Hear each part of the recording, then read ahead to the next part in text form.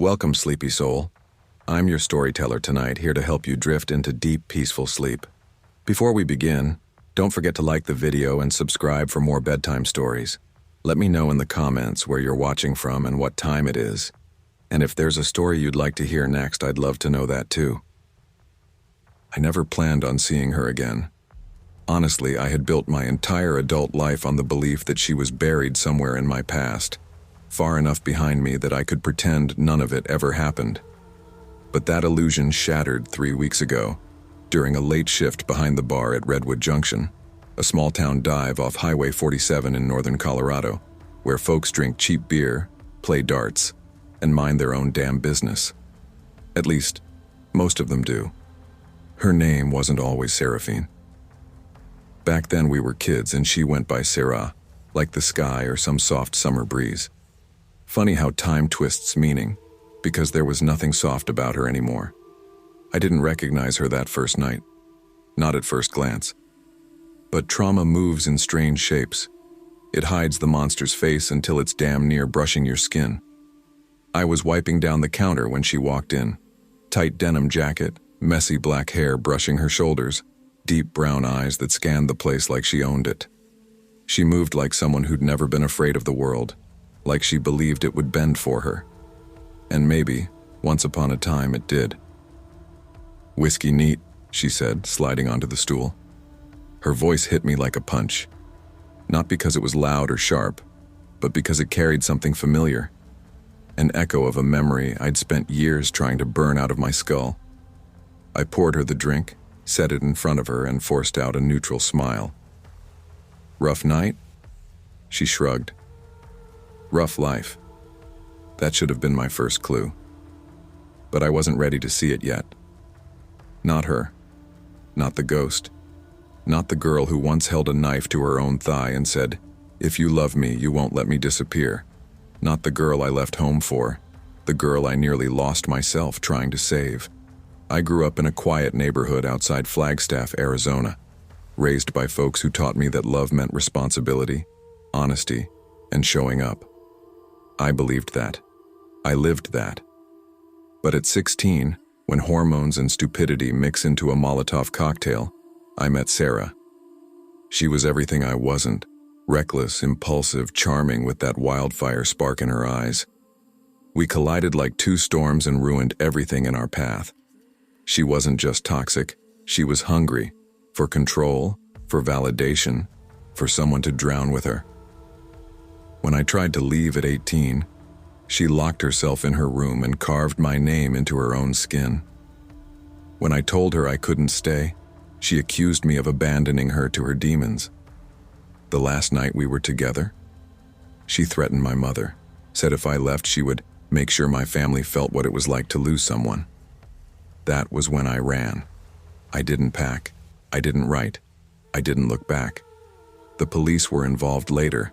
Nothing major, no charges, but enough to make it clear I couldn't be anywhere near her without risking getting sucked into her chaos again. So I left. New town, new job, new life. For 12 years I was safe, until she walked into Redwood Junction like the universe wanted to punish me for daring to feel normal again. "Thanks," she muttered, lifting the whiskey to her lips. Her hands shook, just slightly. Not from fear. Sarah never shook out of fear, but from anticipation. Something had brought her here, and I had a damn good guess what. "You're not from around here," I said, trying to keep it casual. "Nope." She drummed her nails on the counter. "Just passing through." I nodded. "Well, welcome to Junction. Not much to see, but the beer's cheap." She gave a faint smile, then studied my face with a strange tightness. "You look familiar." My heart sprinted. I forced a chuckle. "I get that sometimes." "You have one of those faces," she said. But the way her eyes narrowed made me sick. She was calculating, pulling pieces together. I backed away, wiping down the far end of the bar to keep distance. But she called out again. "Hey, what's your name?" Shit. My real name, Lysander Hawk, was too unusual for her not to remember. "Ben," I lied easily. "Benjamin Hart." She repeated it slowly as though tasting it. Ben. Then softly, "You sound like him." My throat closed. "Sound like who?" She leaned forward, chin resting on her palm. "Lysander, my old boyfriend." I froze. She didn't say it with hate. She said it with nostalgia, with longing, with that same pull she once used to drag me into the deep end of her madness. "Well," I said quickly, "I'm not him." And I wasn't. Not anymore. But Sarah's eyes were sharp as broken glass. "Maybe not, but you move like him, talk like him, even blink like him." I forced a laugh. "Blink like him? That's new." She didn't laugh back. Instead, she whispered, "He ran away from me." Something cold slid down my spine. "And what would you do?" I asked carefully. "If you found him now?" Her lips curled into something between a smile and a threat. "I'd ask him why he left me to rot." She stayed until closing. I pretended not to recognize her. She pretended not to know the truth. But she watched me. Every move, every shift in my voice, every slip of the hand, like she could read the whole damn map of my past right off my skin. At 1:58 a.m., when we kicked out the last of the locals, she lingered near the pool table pretending to scroll through her phone. "Hey," I said, grabbing chairs and flipping them onto the tables. "Bar's closing." "I know." She pocketed her phone. "You walking to your car?" "No." I lied again. "I've got someone picking me up." Her eyes flickered. Jealousy, even after all these years. "Who?" she asked. "Coworker. Male or female?" I raised an eyebrow. "Does it matter?" She smirked. "It always matters." Jesus Christ, same old Sarah. I motioned toward the door. "Come on, I gotta lock up." She walked out slowly, almost tauntingly, like she wanted me to watch her. When I finally locked the door behind her, I breathed for the first time that night. But my relief didn't last, because when I walked around the back of the building toward my truck, she was standing there, leaning against the driver's side door like she had every right to be. "You lied," she said softly. I froze. "About what?" "You don't have someone picking you up." She stepped closer. "You still walk the same path you used to, around the side, past the dumpster, across the gravel." She knew my steps, my patterns, my fucking muscle memory. "Sarah," I said finally, unable to pretend anymore. "What do you want?" Her expression collapsed, anger melting into heartbreak. "You," she whispered. I took a step back. "Sarah, you need to leave town. You left me first. I had to." "No," she snapped. "You wanted to. You wanted freedom from me. You wanted a life without me. You wanted air that wasn't filled with my breath." "Sarah, say my name again." It wasn't a request. It was a command. I clenched my jaw. "Please, this isn't healthy." "It never was," she said, stepping closer until her breath hit my neck. "But it was real. You know damn well it was real." I tried to move past her, but she blocked me, pressing her palm to my chest. "Lysander," she whispered, and hearing my real name broke something dangerous inside me. "Look at me." I did, and I hated myself for it. Her eyes were wet, furious, starving. "Why did you leave?" "You know why." "No, I know why you said you left." She moved closer. "But I want the real reason. You threatened my family." "So what?" she said without shame. "I was scared you'd leave." "And I did," I said, "because you were hurting yourself, hurting me, hurting everyone." She paused. Then her voice dropped so quiet, I almost didn't catch it. "You were the only thing that ever made me feel like I wasn't alone." My chest tightened. "Sarah, don't pity me," she hissed. "Love me." "That's not how love works." "That's exactly how love works." She grabbed my shirt. "You break me, I break you. You save me, I save you. You hurt me, I hurt you." "That's not love," I said. "That's obsession. It's all I have." She pulled something from her jacket pocket. A bracelet. A thin silver chain with a tiny crescent charm, the one I gave her when we were 17. the one she swore she'd never take off. She placed it in my hand. "You kept it," I whispered. "I never stopped loving you," she murmured. "Not for a single day." "That's not love, Sarah." "It is for me." Before I could react, she launched herself at me, kissing me with a violent desperation that tasted like whiskey, tears, and years of festering emotion. I shoved her back. "Stop." "Why?" she screamed. "Because you're scared you still want me?" "I don't." "You're lying. Sarah, I'm not that boy anymore. And I'm not that girl," she shouted. "I'm worse." There it was. The truth. She lunged again and I grabbed her wrists, pinning them away from me. She fought like hell, her breath ragged, her eyes wild. "Let me go," she yelled. "You need help." "I need you." "No." Her face twisted, anger flooding her features, sharp and dangerous.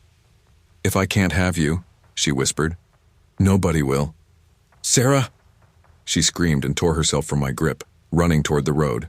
"Sarah, wait!" A car honked, long, loud, panicked. Headlights, screeching tires, a thud that felt like the earth cracking in half, a body spinning through the air, my heart stopping, then silence. I ran to her, dropping to my knees beside her broken body. Blood pooled beneath her head. Her breaths were shallow, wet, desperate. "Sarah, oh God, Sarah." Her eyes fluttered open, cloudy with pain. "You came."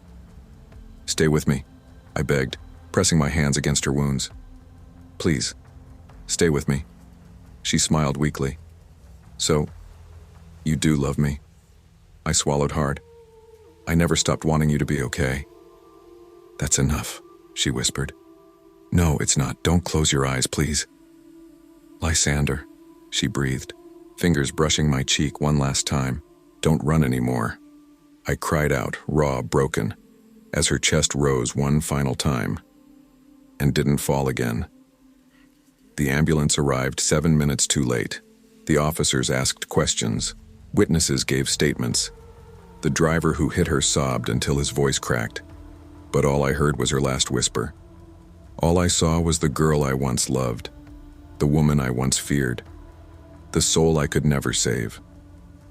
I thought running would free me. I thought distance would heal me. I thought time would bury her memory.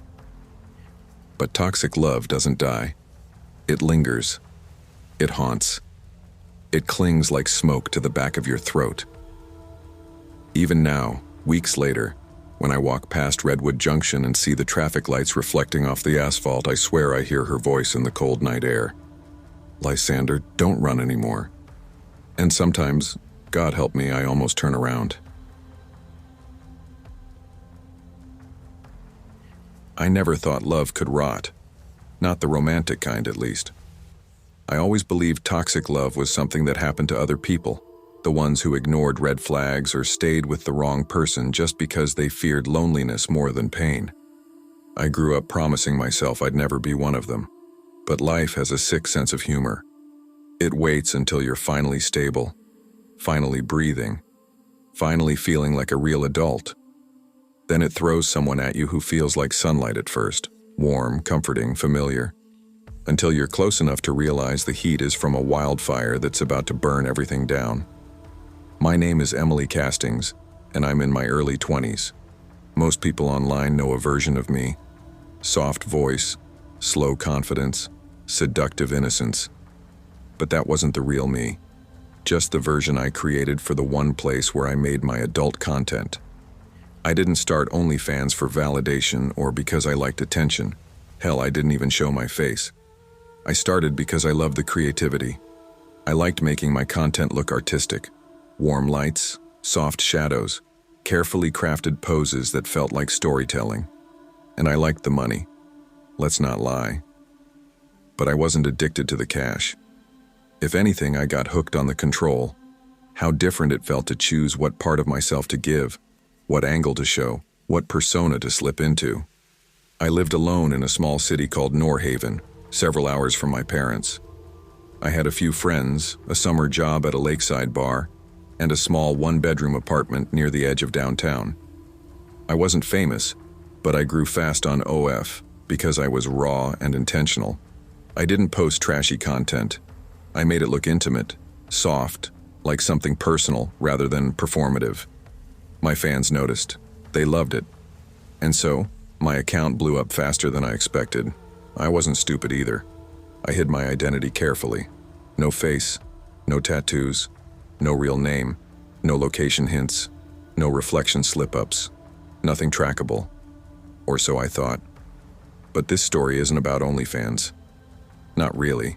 It's about what happens when a stranger falls in love with a version of you that doesn't exist, and then decides the real you should belong to him, even if he has to take you apart to make you fit. I wasn't planning on meeting anyone that summer. I was working doubles at the bar, trying to save for graduate school applications. The bar wasn't fancy. Neon beer signs, sticky floors, wood-paneled walls that smelled like bourbon and sweat regardless of how many times we wiped them down. My coworkers were more like drinking buddies than actual friends. We laughed, we gossiped, but nobody actually knew me. Not the real me. My real life was quiet. Work, gym, content making, home. The kind of routine you fall into when you're trying to outrun loneliness by staying busy. One night after my shift, my coworker Jenna dragged me out for a drink at a local dive called the Wren's Corner. It was one of those bars with dim lights and a jukebox that only played older rock songs. "You need a life, Em," Jenna said, slamming a tequila shot in front of me. "You work too damn much." "I like being busy," I said, swirling my soda. "Keeps me sane." She smirked. Sane is overrated. We joked for a bit, talked about annoying customers, and eventually I convinced her to head home early. I walked to my apartment, just a 10-minute walk down a quiet street. The summer air was thick, humid, the kind that makes your clothes stick to your skin. As I walked, I felt a weird sensation, like someone watching me.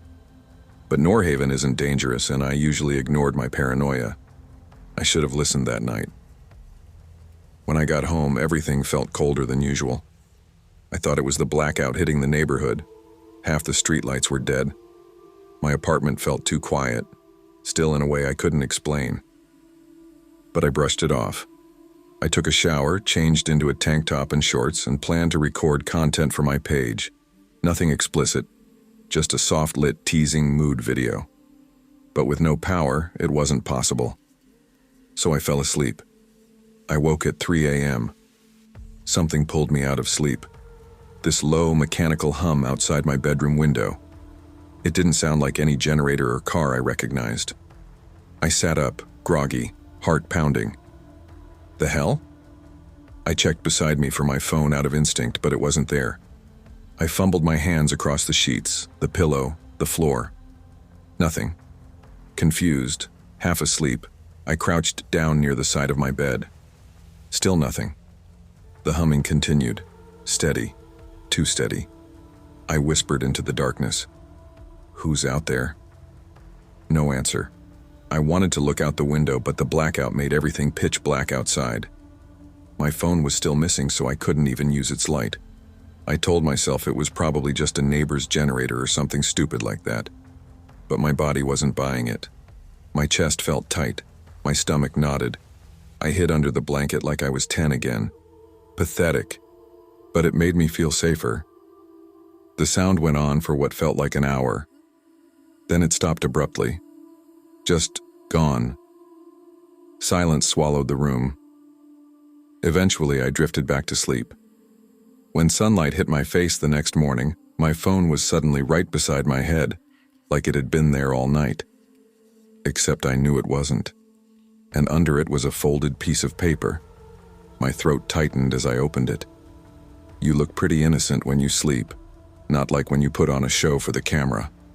A kiss mark stained the bottom. Bright red lipstick, my shade. I dropped everything and backed away so fast I hit the wall. My breath came in gasps. This wasn't possible. No one knew where I lived. No one knew my real name. No one could connect my content to the real me, unless someone had been inside my home. I didn't move for a long time. I sat on the bed, knees pulled to my chest, listening for any sound. Eventually, I convinced myself to check the apartment. Kitchen, fine. Bathroom, fine. Living room, fine. Front door, locked. Everything was normal, but nothing felt normal. I called Jenna, hands trembling. "Hey, you good?" She answered groggily. "Someone was in my apartment," I whispered. "Whoa, what? Did you get robbed?" "No. They left a note." "What kind of note?" I hesitated. There was no way to explain this without revealing what I did online. "It's complicated," I said. She kept pressing, but I shut down the conversation. I didn't want anyone knowing. Not yet. I considered calling the cops, but what would I even say? "Hey, officer. Someone broke into my apartment, didn't steal anything, didn't leave fingerprints, didn't leave signs of forced entry, just a creepy note referencing my OnlyFans." Yeah, no. They'd write me off as paranoid. So I went to work and pretended everything was normal. But that night, I noticed the closet door had shifted a few inches from where I remembered leaving it. I didn't open it. I didn't breathe near it. I slept on the couch. 2 days later, I received a new message on OF from a username I didn't recognize. Solace in Ruin. He had been following me for months, occasionally tipping small amounts, never talking. But his message hit like ice. "You sleep peacefully. I like that about you." I froze. This couldn't be coincidence. I wrote back carefully, "I don't share personal info. Please keep things respectful." Within seconds he replied, "I know. I've been watching long before you knew about me." My heartbeat was a hammer. I blocked him instantly. But blocking only works when a person is behind a screen.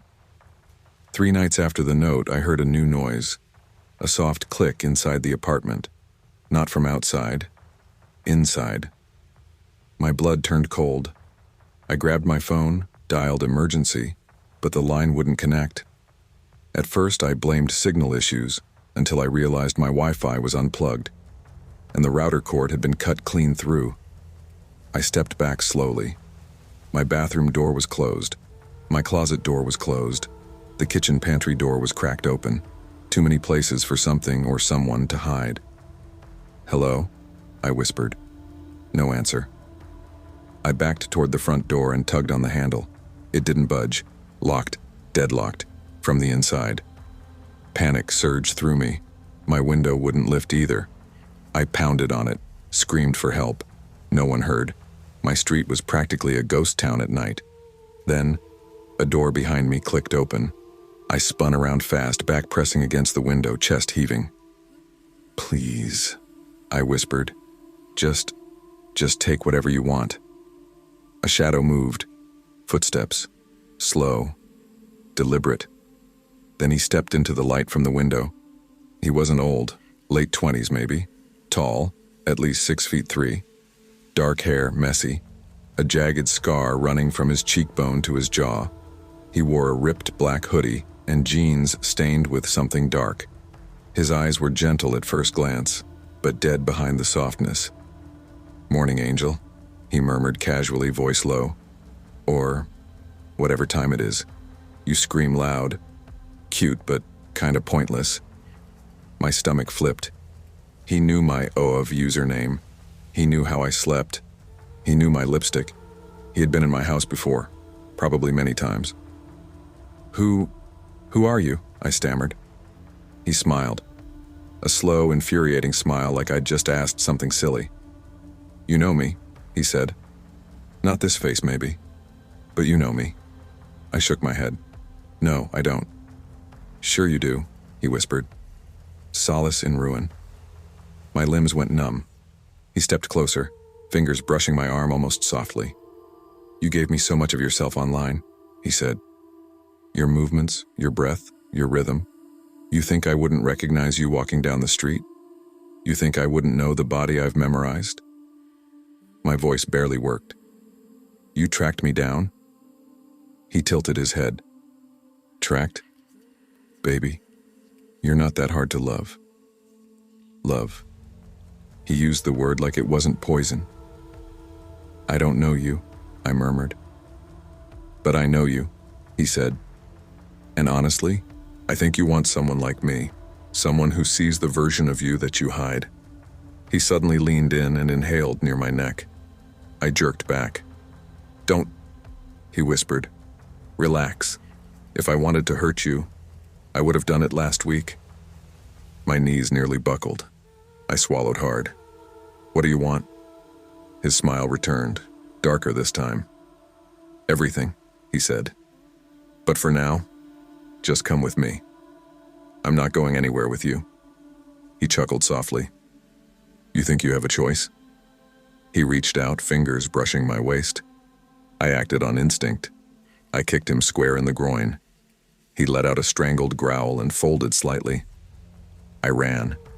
I sprinted to the living room, grabbed the nearest heavy object, a decorative glass bowl, and smashed it against the ground to grab a shard. My hands were shaking as I gripped it. He staggered after me, rage twisting his features. "You want to play like that? Really?" He lunged. I ducked under his arm, flung open the front door, which he must have unlocked when he followed me out of the bedroom, and bolted outside barefoot. That's when I saw it. A police patrol car rolling down the street. I didn't think. I didn't hesitate. I screamed, "Help, please, he's trying to kill me." The car screeched to a stop. He tried to run, but he didn't get far. 2 officers tackled him, handcuffed him, dragged him to the squad car. I collapsed to the pavement, sobbing, shaking so violently I could barely breathe. One officer stayed with me while the other searched his car. I heard his footsteps stop, then a strangled gasp. Jesus Christ. I turned. In his trunk were 3 human heads, wrapped in plastic bags. Had I not escaped, I would have been the 4th. The police took my statement. The news broadcast the arrest. I stayed with Jenna for weeks because I refused to sleep alone. He was charged with multiple counts of murder, breaking and entering, stalking, kidnapping intent, and possession of human remains. I deleted my OnlyFans permanently. Therapy helped, slowly. But the truth is, what scares me most isn't that he almost killed me. It's the fact that he believed he loved me. Not me, but a version of me I created, a fantasy, a mask. Sometimes at night, I wonder how many people fall in love with masks, and how many of them will break the world to get to the person underneath. I don't film myself anymore. I don't play to the camera. I don't let strangers desire me. Now I give myself pleasure only for myself, the way it was supposed to be, the way it's safe. I never planned to go back to Crescent Hill. I swore the night I left that town, drenched in rain and shaking so hard I could barely breathe, would be the last time I ever touched its cracked sidewalks. But life has a strange way of dragging you back to the places you fear the most, and maybe the people you fear the most. It's been 12 years since everything fell apart, since the night that twisted my entire understanding of love, family, and myself. Every Halloween morning, no matter where I am, I wake up sweating, heart pounding like I'm still there. Like I'm back in that damn house with the flickering lights and the screaming and the smell of burning wires. People love to say trauma fades with time. Those people never lived through the kind of love that destroys you slowly, like rot under floorboards. But before I talk about her, before I talk about that night, I have to explain who I became and why I kept running until I had nothing left to run from. I grew up in Crescent Hill, a quiet Midwest suburb that pretended it wasn't falling apart. Everyone smiled too wide, prayed too loud, and drank too much behind closed doors. My parents weren't bad people. They were just broken in ways I didn't understand at the time. My mom, Leanne, was soft-spoken, one of those women who apologized even when she sneezed. My dad, Rodney, believed every problem could be solved by tightening something. Pipes, belts, rules, emotions, it didn't matter. If it broke, he tightened. If it wasn't broken, he tightened anyway. I was 16 then. Awkward, quiet, the kind of teenager who tries to blend into walls. the kind who hangs out in the AV room at school just to avoid being seen. But she saw me. Her name was Rivka Hale, a girl with auburn hair, freckles across her cheeks, and a stare that made you feel like she was seeing every lie you'd ever tried to hide. She didn't walk into rooms. She arrived, like a gust of wind that shoved everyone else aside. I met her at a fall festival downtown. She was standing by the pumpkin carving booth with a plastic knife in her hand and an expression like she owned the whole damn street. "You look bored," she said. "I'm, not bored," I stuttered. "You're lying," she replied with a small smirk. "I like that." I should have walked away, but toxic love never starts with warning signs. It starts with sparks. Rivka was fire, beautiful, dangerous, warm when she wanted to be, scorching when she didn't. She texted me at all hours. "Hey, you awake? Come outside. I miss you. Why didn't you answer me? Don't ignore me." She'd kiss me like she needed air to survive, then push me away when I gave too much. She'd climb through my window at night, laughing as she kicked her muddy boots off, leaving footprints my mom never questioned. She had a way of making me feel like the only person who ever mattered, and the way of making me feel like the biggest disappointment she'd ever discovered.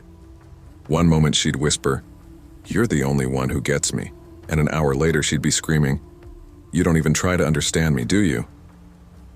I stayed, because when we were good, it felt like flying. But when we were bad, God, when we were bad, it felt like dying. Halloween 2 years before everything burned down was the first time I felt afraid of her. I remember it too clearly. I had dressed as a radio host, cheap costume, thrifted blazer, fake mic. She went as a dark fairy, wings she spray-painted herself, glitter smeared across her cheekbones. We met at the community center, the cheap DJ screaming into speakers that kept cutting out. Halfway through the party, she leaned close and whispered, "Let's get out of here."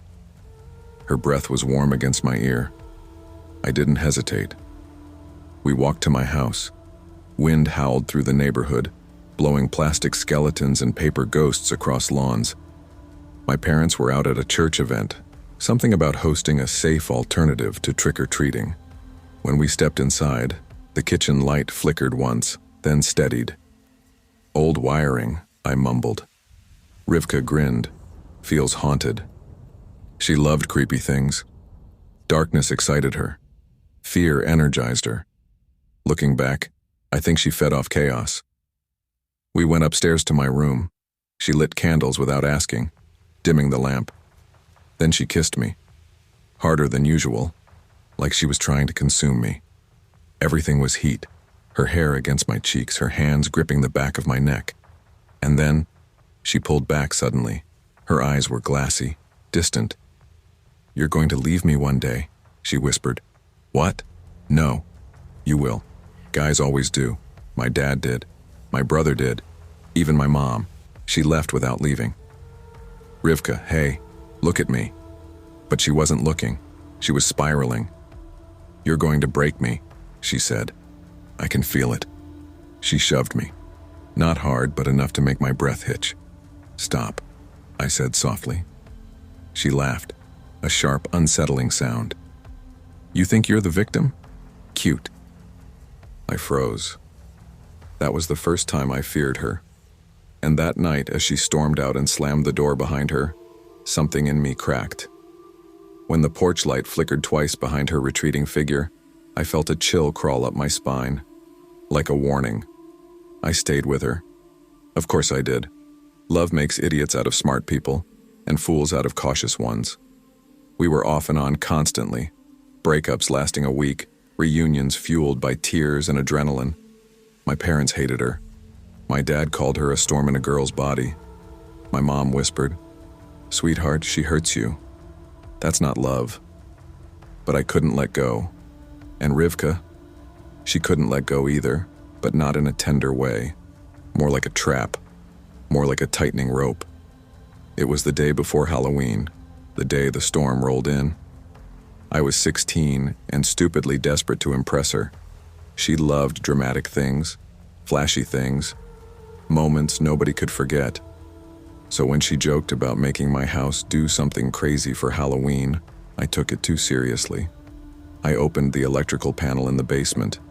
I messed with wires I didn't understand, thinking maybe the lights would flicker for effect, maybe the house would hum, maybe she'd laugh and kiss me again and say, "You're not boring like everyone else."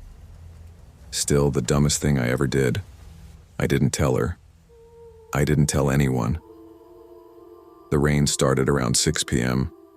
By 6:30 it was violent. Sheets of water slapping the windows so hard it sounded like breaking glass. I was home alone when the lights began flickering, soft at first, like a dying candle. My parents were in their usual spots. Dad shaving before date night with Mom loading the washer.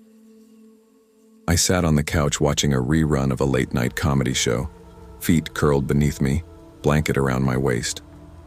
I didn't notice the flickering get worse until my body started reacting before my brain did, hair on my arms rising, a static buzz filling the room. Then, a flash. A boom. The house went dark. Then the screaming started. "Mom? Dad?" My voice cracked on the second call. I felt the floor vibrate under me. The lights flickered back on, stuttering violently. And the smell, God, the smell, burnt plastic, hot metal, ozone. My stomach twisted. I walked toward the kitchen first, and I froze mid-step. My mom lay collapsed near the freezer, her hand still touching the metal handle. Her skin was grayish, tight in places, melting in others. She didn't look like a person anymore. "Mom, Mom, Mom!" My voice broke until it wasn't even a voice. I ran to the bathroom next. Dad was slumped on the floor, razor still plugged in, blood mixing with water. The cut on his face was too deep, too jagged, as if he'd fallen mid-shave and the electrical surge had done the rest. I couldn't breathe, couldn't think, couldn't understand. I called 911. My hands shook so violently I almost dropped the phone. The detectives called it an electrical accident. Bad wiring, water, power surge, wrong place, wrong time. I nodded. I cried. I said I didn't understand how something like this could happen. But I did understand. I knew exactly what had happened. I caused it. My stupid attempt at impressing a girl. My childish need for attention. My desperate hunger for her approval. My love killed my parents. I didn't tell a soul. Not then. Not ever. I packed my things and left Crescent Hill 3 months later. I thought I'd healed. I built a new life. New job. New apartment. New friends. New routines. No Rivka. No storms. No broken circuits. But trauma has a way of cracking open again. This Halloween morning, the alarm jolted me awake like a slap. I hadn't set the special second alarm in years, the one I reserved for days I never wanted to remember. When it rang again, the tone hit me like a memory I didn't agree to revisit. I groaned, rubbed my face, sat up, and froze. Someone was knocking on my door. 3 sharp knocks. Then a soft voice. "I know you're awake." My blood turned to frost. I knew that voice. No, it wasn't possible. It couldn't be. I opened the door slowly, and there she was. Rivka Hale, 12 years older, but the same wild eyes, the same unsettling smile. "Hey, stranger," she said, leaning against the frame like she never left. I couldn't speak. "You look like you've seen a ghost," she teased. "What are you doing here?" "Oh, come on," she said, brushing past me into the apartment. "Is that any way to greet the love of your life?" "Rivka, we haven't talked in years." "Yes," she said with a tilt of her head. "But you still think about me every Halloween." How do you know that?" She smirked. "You forget. I know you better than you know yourself." I stepped back. "Why are you here, Rivka?" She turned, eyes dark and glimmering, almost electric. "I came to finish what we started." I swallowed. "We didn't start anything." She laughed softly. "Oh, sweetheart, you really don't get it, do you?" She moved closer. "You think I didn't know?" she said, voice dropping to a whisper. "About the wires, about the breaker, about what you did." My heart stopped. "No, Rivka, please." "Shh." She placed a finger on my mouth. Her skin was ice cold. "You did it for me," she whispered. "To impress me, to make the night special." My breath shook. I was a kid. I didn't know. "You loved me." She smiled. "And love is supposed to hurt." "Stop," I whispered. She stepped even closer until her forehead touched mine. "You killed for me," she breathed. "And now? I'm here to return the favor." A thunderclap boomed outside. The lights in my apartment flickered. Once, twice, then held. Rivka's smile widened. "You feel that?" she whispered. "That's the storm, just like back then. I brought it with me." "You're insane." "I'm devoted." "You need help." "No," she hissed. "You need me." She stepped back only long enough to pull something from her jacket. A switch, small, homemade, wires dangling from it. My vision blurred with fear. "Rivka, don't. What the hell is that?" "A little surprise," she winked. "For old time's sake." "I'm calling the police." "You won't." She lifted the switch. "Because I rigged the breaker in your building last night. One flick, and..." She mimicked an explosion sound. Boom. I froze. "What do you want?" I whispered. Her face softened. Finally, a real question. She leaned in close again, pressing her cheek to mine. Her voice was a trembling whisper. "I want you to choose me, completely, forever, like you should have done years ago." "This isn't love," I choked. "It is," she said calmly. "It's just the kind that doesn't let go." Lightning flashed through the window. The apartment lights flickered violently. "Rivka, stop, please." She raised the switch. "You killed for me." Her voice shook. "Now die with me." I lunged. I don't remember grabbing her wrist, don't remember the struggle, don't remember the scream, hers or mine, as the switch hit the ground. I only remember the explosion of light, a brutal flash, electricity ripping through the apartment as circuits blew. When I opened my eyes, everything was smoke, sparks, silence. Rivka lay motionless on the floor, her hand still twitching, her eyes open but empty. I crawled toward her, coughing violently. "Rivka! Rivka!" She didn't move. I sat on the floor beside her, shaking uncontrollably, ash falling around us like snow. I cried until my throat burned, until sirens wailed outside, until firefighters kicked down the door, until a medic grabbed my arm and said, "Sir, are you hurt?"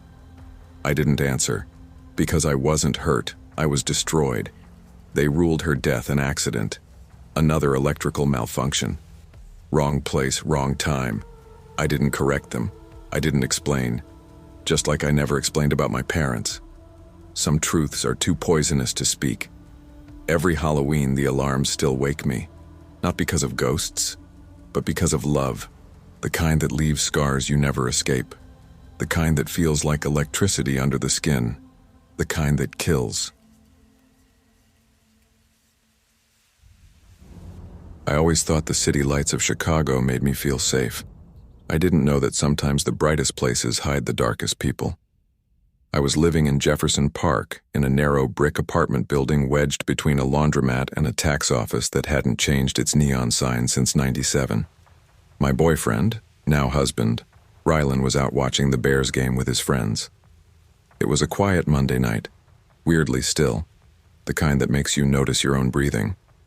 I had just microwaved leftover pasta, poured myself a glass of cheap rosé, and put on a crime documentary that I'd seen like 11 times. The kind that makes you feel like nothing bad happens to you because all the bad things happen to other people. I was halfway through my wine when screeching tires ripped through the calm. Not a normal car brake, not a slip. A desperate, high-pitched metal-on-asphalt scream. I froze. My first thought was that someone got hit. Then I heard footsteps, fast, erratic, slapping against the sidewalk, and before I could make sense of it, bang, bang, bang, bang, bang. Someone hammered my door like they were trying to break it down. I jumped up so hard my wine spilled across the couch. "Who is it?" I shouted, staying a safe distance from the door. A shaky voice choked out, It's Nora. Please open. He's coming." My stomach twisted. Nora Harper, my oldest friend, my 2 a.m. talk buddy, my we survived college together person. I threw the door open, and she collapsed into me. Her face, God. Her left eye was swollen nearly shut, her split lip bleeding down her chin, a bruise carved across her cheekbone, and her knees were scraped raw. She shook like she'd been sitting in a freezer. "Oh my God, Nora?" I caught her before she hit the floor. "What happened to you?" She slammed the door shut behind us and locked all 3 locks with trembling fingers. Then she leaned her forehead against the door and whispered, "He followed me. All the way here." "Who? Who followed you?" She didn't answer. Instead, she sprinted to my kitchen drawer and grabbed the largest knife she could find. I grabbed her wrist. Hey, stop, talk to me." "Call 911, she rasped. "Now, please, before he gets here." Her voice wasn't scared. It was terrified. I dialed 911 with shaking hands, but she snatched the phone from me and screamed into it. "Send police, please. He's coming. He's coming here. Trent Collins. He tried to kill me. I ran. I'm at 2046. Please hurry." The operator tried to calm her, but Nora kept pacing, knife in hand, breathing in sharp, panicked gasps. Pieces finally fell out of her in between breaths. I broke up with him months ago. He wouldn't let go. He stalked me. He hacked my social media. He kept showing up at my job. I filed a report. Nothing happened. He broke into my apartment tonight. He hit me, choked me, kept saying, "If I can't have you, nobody can." I pretended to pass out. I ran to my car. He chased me. She wiped fresh blood from her mouth, and he followed me all the way here. Before I could respond, she froze mid-sentence. Her eyes went wide. Her entire body stiffened like ice. He found me. I turned toward the window. Headlights flooded the block. A black Dodge Charger screeched to a stop, and a man got out. Huge, shaved head, tattooed knuckles, shoulders filling the entire frame of my window. His jaw clenched like someone seconds from exploding. "That's him," Nora whispered. "That's Trent. Her ex, her stalker, her nightmare." He stormed toward my building. I grabbed Nora. "Get away from the window, get back." But before we could move, bang, bang, bang, bang, bang, he pounded on my front door. "Nora, open the goddamn door, now." His voice boomed through the entire apartment. I held Nora behind me. She clung to my hoodie, her breath sharp and broken. "Police are coming," I said loud enough for him to hear. He laughed. Actually laughed. "You think cops scare me? I'm not leaving without her." He jiggled the door handle so violently I thought it would snap off. "Come on, baby, you know you're mine," Nora whimpered. Then he kicked the door. The entire frame shook. I stumbled backward with her as he kicked again, harder. My wall clock rattled. He was going to break in. I grabbed the pepper spray from my drawer, pulled Nora behind the couch and whispered, "Stay low, stay quiet." But Nora's breathing was too loud, too panicked. He kicked the door again. The wood cracked. I dialed 911 again. "Where are the officers?" I shouted. "He's breaking in." "They're 2 minutes away," the dispatcher said. He didn't have 2 minutes. I didn't have 2 minutes. Another kick, and the wood splintered near the lock. Nora shrieked and covered her mouth. "Baby!" Trent roared. "Don't make this worse!" He slammed his shoulder into the door. Then again, the lock bent inward. One more hit and he'd be inside. I looked around desperately.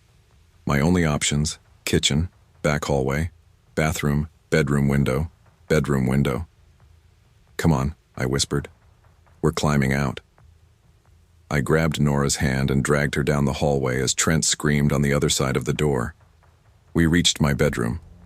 I shoved the window open. It led to a narrow fire escape above the alley. "Hurry, Nora. Go." She crawled halfway out. Crash! The front door exploded inward. "Nora!" His voice shook the whole apartment. "Go!" I pushed her through the window. Footsteps thundered down the hallway. He was coming. I threw myself out after her just as Trent burst into the bedroom. His hand closed around my ankle. He yanked me back so hard my chin smacked the windowsill.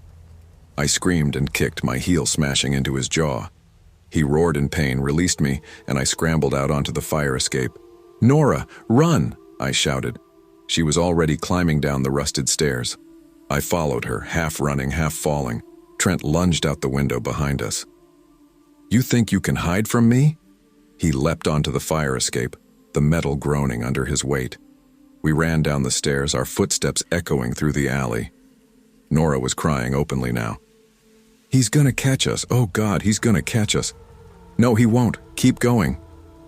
We reached the bottom and sprinted toward the street. But Trent was faster.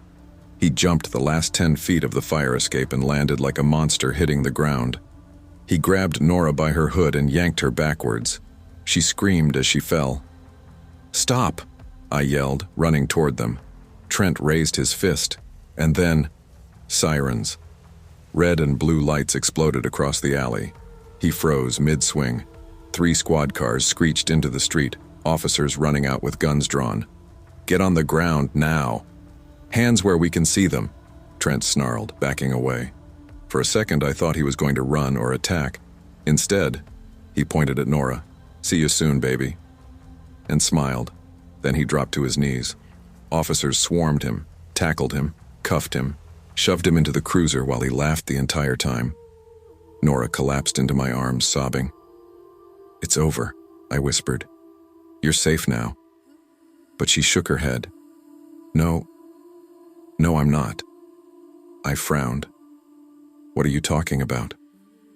Her eyes drifted past me, staring at the dark alley like she expected him to step out of it again. She whispered, "I know him. He doesn't stop, not even in jail." I hugged her tighter, and she was right. Trent didn't stop. Not the next week, not the next month, not even years later. The calls, the threats, the letters through different names, the whispers that he'd get out early. Nora moved states, changed her number, changed her life. But trauma doesn't listen to relocation. And some nights, like tonight, when wind hits my windows just right and footsteps echo in the alley behind my building, I swear I still hear his voice outside my door. "Baby, open up." I never imagined the person I loved most would be the same person I'd one day fear walking through the door. But that's what happens with toxic love.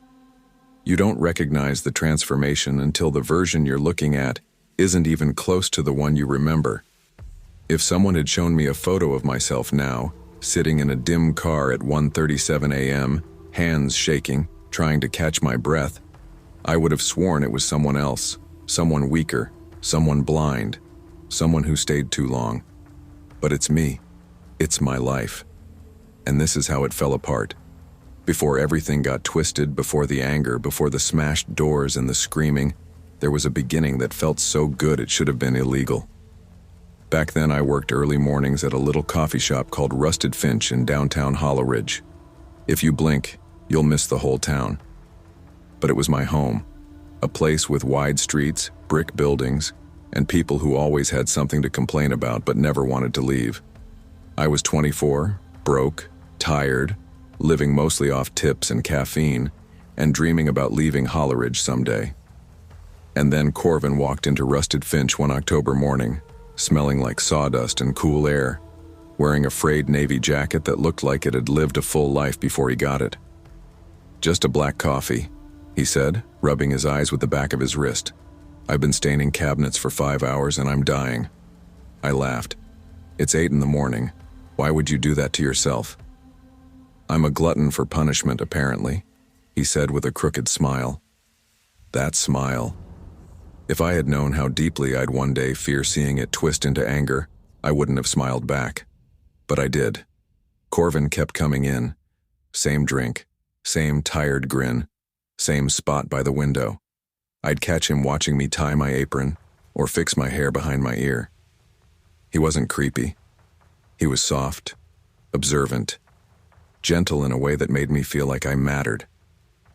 One morning he said, "You know, if the world had more people with your kind of laugh, it might suck a little less." My stomach flipped. That was the first time I felt it. The warmth, the pull, the beginning of something I thought was love. If only beginnings warned you about endings. The first real red flag came 8 months into the relationship. But like most people, I painted it beige, covered it with excuses, smoothed its edges so it didn't scratch me. My friend Marla had just gotten dumped and was feeling terrible about herself. We went out with her husband Brant, and Corvin. We weren't planning to drink much. Marla said she just wanted to get out of the house before I lose my damn mind. By midnight, she'd had a few too many and realized she'd forgotten her wallet. I didn't even hesitate. We covered her drinks. On the way home, Corvin's jaw was locked so tight I could practically hear it creak. He didn't speak until we were halfway down Willow Road. "Didn't know we were sponsoring other people's nights out," he muttered. I blinked. "What? Corvin?" "She forgot her card. It's not a big deal." He slammed his palm against the steering wheel. The sound snapped through the car like a gunshot. "Don't tell me what's a big deal. You always pull this crap. You let everyone take advantage of you." Marla shrank into her seat. Brant stared out the window. I felt my stomach twist.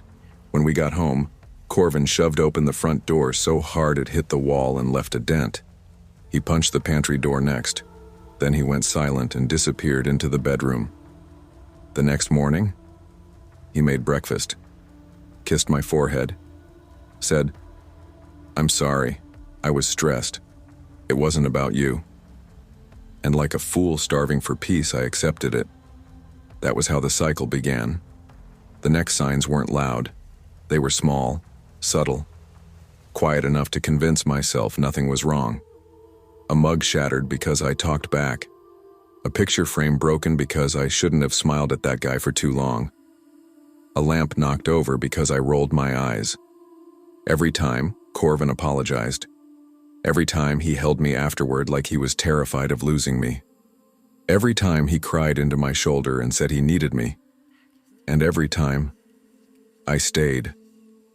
That's how toxic love traps you. Not with fear at first, but with softness between the storms. The softness is the leash, and the storm is what makes you cling to it. By year 3, Corvin wasn't the man from Rusted Finch who complimented my laugh. He was someone else, someone unpredictable, someone explosive, someone who loved me so much he resented me for it, and I kept telling myself it would get better. But last night proved something important. It never gets better. Last night was supposed to be fun, a simple night out.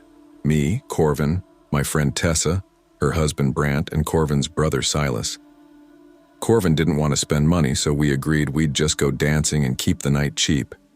He said, "I'm not paying $20 for garbage beer." I rolled my eyes. "No one's asking you to." He stared at me for 5 seconds too long. That should have been a warning. Inside the bar, neon lights flickered across people swaying to music that wasn't good but wasn't bad either, just loud enough to drown out your thoughts. We danced, laughed, tried to make the night easy. Then Tessa dragged me to the bar. "Let's get water before we pass out." While we waited, a guy at the counter glanced over at us. He was maybe 30, clean cut, not creepy. He raised his glass slightly. "You two look great tonight," he said. "Drinks on me if you want." He didn't touch us, didn't lean in weirdly, didn't say anything gross, just a friendly gesture. But the moment Corvin saw us talking to him, his entire face hardened, like someone flipped a switch inside him. He stormed over, grabbed my wrist, and hissed in my ear, "We're leaving. Now." "What? Why?" I asked. "You know exactly why," he snapped. Tessa lifted her hands. "Corvin, relax, nobody's—" "Shut the hell up," he snapped at her, pointing aggressively. Don't act like you weren't trying to hook her up. I'm not stupid. People around us turned to stare.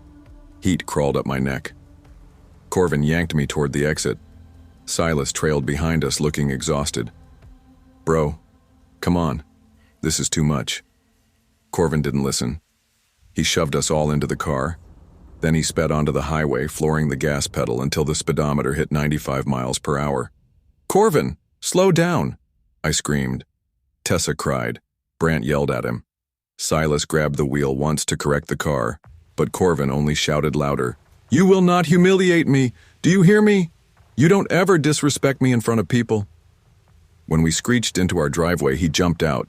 He pointed in Tessa's face. You betrayed me. You tried to embarrass me. You're a snake. Then he stomped down the street and took a taxi somewhere we didn't know. And just like that, the night shattered. He texted me once, just once. Corvin, you caused everything. You disrespected me. You deserved it. I stared at that message for so long my vision blurred, and for the first time in 3 years, the guilt didn't win. Instead, something much heavier settled in my chest. Truth. I realized that if Tessa had been sitting in my place last night, she might not be alive right now. If Silas hadn't grabbed the wheel, maybe none of us would have made it home. Corvin didn't just have a temper, he was dangerous, uncontrolled, explosive. The kind of man who would rather terrify me than let himself feel insecure. No apology could fix that. No amount of love could excuse that. No fear could justify staying. But the truth hurts worse when you can't afford to act on it. Rent was too high. My savings were too low.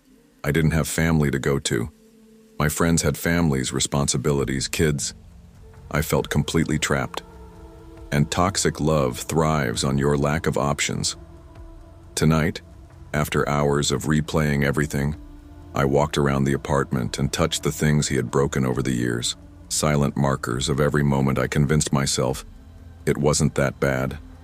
The dent in the hallway baseboard, the cracked tile, the splintered door frame, the picture frame he shattered the night he said, "You don't listen." Every mark told a story. Every story pointed to one truth. If I stayed, one day I wouldn't be as lucky as last night. So I did something terrifying, something my past self wouldn't recognize. I packed a backpack, just one. Clothes, wallet, my ID, the photograph of my mother. Then I texted Tessa. Me, can I stay with you, even just tonight? Tessa, yes, right now. Get here, please. I locked the apartment door, walked to my car, sat behind the wheel, and for the first time in 3 years, I felt air fill my lungs completely. Not fear, not guilt, not dread, just breathing, just freedom, just the first step out of hell. It wasn't a clean ending, it wasn't perfect, but it was real, and real is enough. I never thought I'd be the kind of guy who ended up telling his life story in an emergency room with dried blood stuck to his hoodie and a numb ache spreading across his chest. But here I am, writing this because I don't know what else to do. I don't know how to breathe right now. I don't know what the next hour of my life looks like. And I don't know how the hell the woman I loved more than anything ended up holding a knife over me. Maybe if I rewind properly, really rewind, you'll understand how everything spiraled into tonight. Her name was Lyris, not a common name, not the type you forget. The first time I heard it, I assumed she made it up or something, like an artist name. But that was her real name. And she was the kind of girl who wore her name like armor. Beautiful, sharp, wild, everything slightly too intense, like she felt life at a frequency the rest of us couldn't reach. We lived in Cranebrook, a small town tucked close to the coast, 200 miles from anything exciting. Houses lined up like quiet watchers. Everyone knew everyone's car. Everyone recognized everyone's dog. And gossip traveled faster than weather alerts. Perfect place for love. Perfect place for disaster. We met 3 years ago at this little coffee shop on Harbor Street, Rusty Spoon Cafe, where she worked part-time. I wasn't even supposed to be there. I just ducked in because my phone battery was dying and they had outlets. She looked at me like she already knew me, like she'd been waiting. "Charger?" she asked, nodding at my dead phone. I remember nodding, awkwardly, and she smiled like she had caught me doing something cute. From that first 10-minute interaction, Lyris pulled me in like gravity. The kind you don't fight, because fighting feels impossible. But love, real love, it hides things, sometimes deep, and sometimes those things don't come out until you're staring at the woman you adore, and she's holding a knife like she's not sure if she wants to kiss you or kill you. Back then, I ignored the small things. Everybody does when they're in love. Like the night she showed up at my apartment, no jacket on, soaking wet from the rain, because I didn't reply to a text for 30 minutes. She looked terrified, like she thought I'd died. "You scared me," she whispered, hugging herself. "Don't do that again." I laughed it off, made her tea, held her until she stopped shaking. But I remember thinking, that wasn't normal. Later came the jealousy, her fear of abandonment, her panic when things weren't perfect. But I stayed, because that's what love does. It convinces you that you can fix someone, that you can carry their darkness for them if you just hold on tight enough. But tonight proved something. You can't love someone's demons into angels. I had been out with two of my friends, Reed and Callum. We weren't wild or anything, just a few beers at Dockliner Bar, the usual Saturday night hangout that smelled like fried jalapenos and spilled Bud Light. We got there around 9, left a little before 12. The whole time, my mind was on Lyris. She'd been weird all day, quieter than usual. Not angry, just off. I figured she was tired. She'd been working double shifts all week.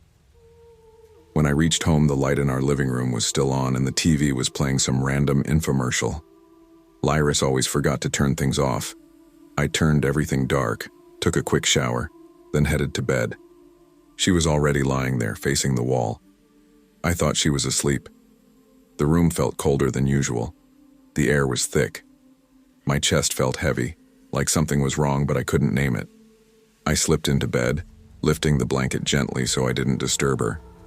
The moment the mattress dipped under me, she flipped over, not slowly, not groggy, but sharp, like a switch flipped. "Babe?" I whispered. "You awake?" She didn't answer. Instead, she slid her hand under her pillow. My brain didn't even process what was happening until she pulled out something metallic. A kitchen knife. One of the big ones. The one she always used to cut watermelon. "Lyris, what the hell?" She didn't scream. She didn't cry. She didn't say a word. She just lunged.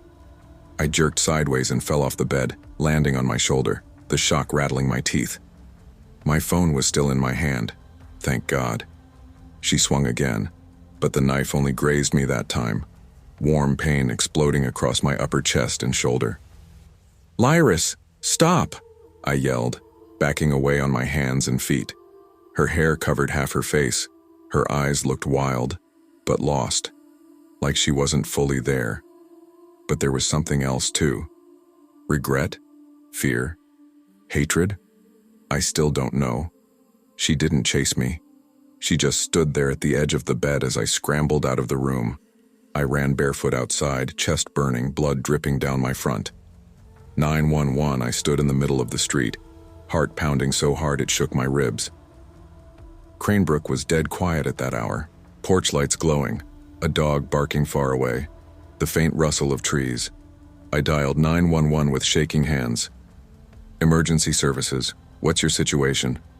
My girlfriend, she tried to stab me. She's inside. She has a knife. Please, please." The operator kept telling me to breathe. But how the hell do you breathe when the person you love just tried to put a knife in your chest? I touched my shirt and felt warmth. Sticky, thick. I looked down and saw a dark patch growing over the fabric. I felt dizzy.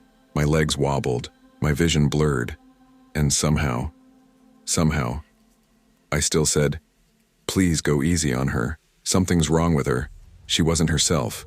Please don't hurt her." Even bleeding out, I was still protecting her. That's toxic love in its purest form. 2 patrol cars came first, then an ambulance. The medics helped me onto the stretcher. The moment they pressed a gauze pad onto the wound, the real pain hit me. Sharp, burning, like fire ripping beneath my skin. I swear I nearly blacked out. One of the EMTs said, "Sir, stay with me. Hey, look at me. What's your name?" "Jace," I muttered. "All right, Jace, we're gonna take care of you. You're safe now." Safe. Was I? Because my heart felt like it had been ripped open, stitched together wrong, and left trembling. Meanwhile, officers rushed into our house. I heard shouting, feet pounding up the stairs, doors slamming open. Then quiet. They found her sitting on the bed, knife on the floor, hands covering her mouth, crying so hard she could barely breathe. When they led her out in handcuffs, she didn't look at me. Maybe she couldn't. I got stitched up, 7 stitches across my shoulder. They said I was lucky. If the knife had gone half an inch deeper. They didn't finish the sentence. I already knew.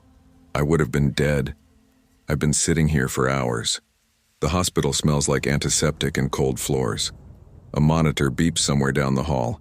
A security guard is nodding off by the entrance. Every time I close my eyes, I see her face, her hand under the pillow, the glint of the blade. Was she going to kill me? Or was she scared of something? Was it a mental break? Was it me? Was it her past? I don't know. But I know this. I love her, and I'm terrified of her. Both truths can exist at once. The police asked me earlier, did she have any history of violence? I said no. But that wasn't true. Not entirely. There was the night she smashed a glass in the sink because I laughed at a TikTok she thought was stupid. There was the night she grabbed my wrist so hard it left fingerprints because I said I needed space. There was the night she cried on the kitchen floor for 2 hours because I didn't say I love you before leaving for work. She wasn't evil. She wasn't cruel. She was wounded. Deeply. Painfully. Her father had abandoned her at 14. Her mother drank herself numb for years. Her last boyfriend cheated on her 3 times and told her she was emotionally too much. So she clung to me like I was her oxygen. And I let her. Because I thought love meant never letting go.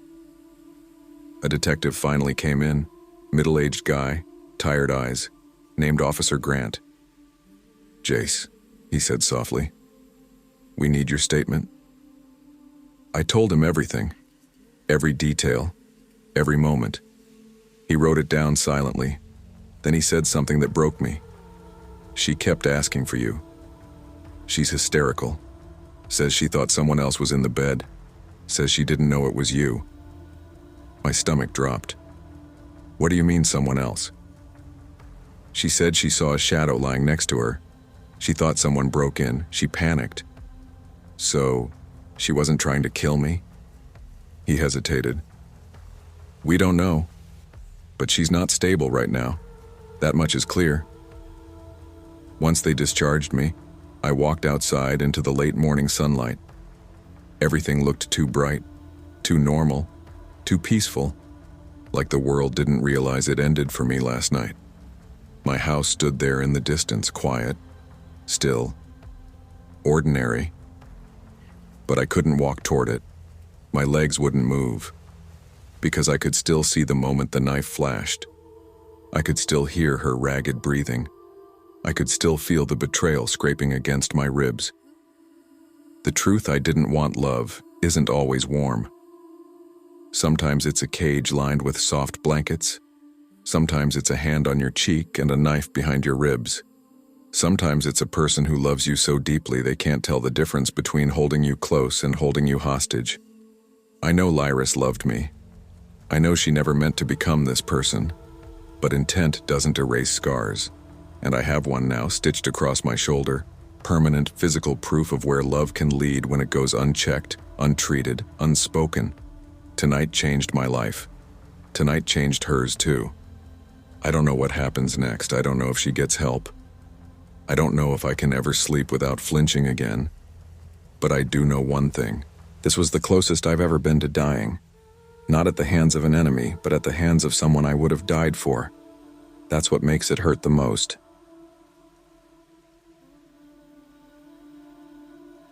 I didn't realize how fast a home can stop feeling like a home until the night someone you love decides you don't deserve air.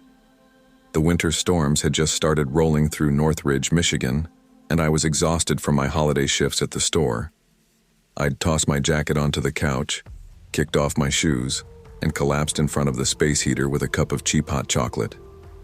My phone buzzed on the coffee table, just one little notification, but that single buzz cracked my entire life open. It was my Instagram archive, an old video of me laughing with my childhood friend Lauren at a summer lake party. I had archived it months ago after my boyfriend Cade said it made me look way too available. I didn't repost it, I didn't touch it, it just reappeared. Some glitch. But Cade didn't think so. He walked in without knocking, he had a key, and back then, I still thought that meant trust. The door swung open and slammed into the stopper. "What the hell is this?" he said, holding up his phone like a cop flashing a warrant. I blinked, confused. "What?" "This video." He shoved it toward me. "You posting this again now? The week before Christmas, you think I'm stupid?"